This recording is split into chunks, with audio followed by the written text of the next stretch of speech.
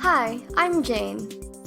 It is essential that you know how to recognize sexual harassment and how to respond and prevent it. So, what is sexual harassment?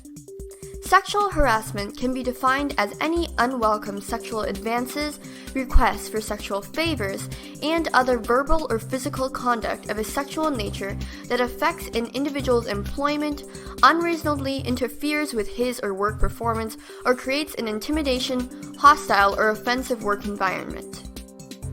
Sexual harassment can further be broken down into 4 types, being 1. Visual, 2. Verbal, 3. Physical, 4. Written. So, what are the examples of sexual harassment? 1. Verbal or written conduct, such as derogatory comments, messages, invitations, emails, or jokes. 2. Visual conduct, such as leering, gesturing, sexual suggestive pictures, cartoons, or pornography. 3. Physical contact, such as unwelcoming touching, hugging, blocking someone's path in an inappropriate or sexual way. So here are the 2 forms of sexual harassment. Number 1, quid pro quo, Latin for this or that, or something for something. Involves monetary loss or change in job. Example, Nancy receives a smaller pay increase based on performance than other employees with similar performance because she refused to go out with her supervisor, Samson Jones. Number 2, hostile work environment. Example, John texts and instant messages her co-workers with sexually explicit jokes and pictures. So, who can commit sexual harassment? 1. Employees at all levels. 2. Members of the same sex or opposite sex. And who can be a victim of sexual harassment? 1. Individual or individuals targeted by statements or actions. So why is it important to prevent sexual harassment in our workplace? 1. As an organization, we want to comply with good governance laws and fair employment laws, including gender identity, change of sex, and/or transgender status.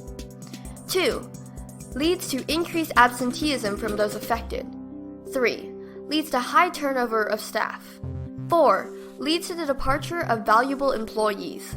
5. Increases chance of litigation. 6. And establishes a poor public image of the organization.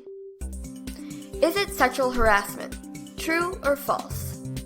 If an employee repeatedly makes sexual jokes near their cubicle and no one involved in the conversation complains, the company bears no responsibility.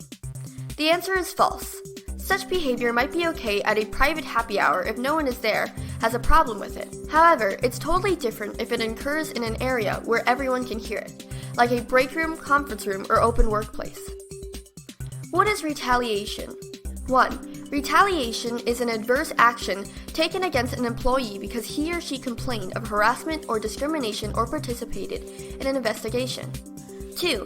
Adverse action includes demotion, discipline, termination, salary reduction, negative performance appraisal, change in job duties, or shift assignment. 3. Anti-discrimination laws prohibit employers from taking adverse action against employees for asserting their rights.